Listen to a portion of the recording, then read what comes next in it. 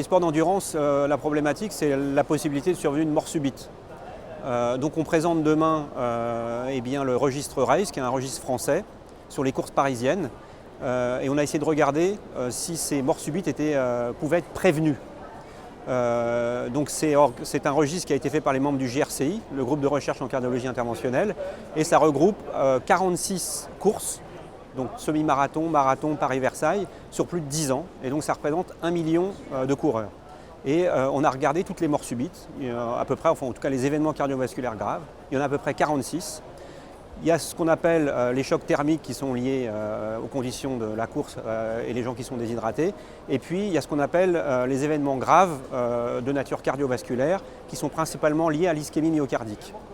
Et on a retrouvé parmi ces ischémies myocardiques un certain nombre de patients qui étaient symptomatiques pendant la course ou juste avant et qui ont continué la course jusqu'à la mort subite. Donc c'est des gens qui avaient eu évidemment un électrocardiogramme qui était normal et on les a phénotypés pour regarder un petit peu les étiologies. Donc il y a un certain nombre de ces patients qui ont des maladies coronaires chroniques, un certain nombre qui font l'événement aigu et puis il y a d'autres causes classiques comme le pont myocardique, les naissances anormales de coronaire ou la dissection. Donc on montre qu'une partie de ces événements aurait pu être prévenue.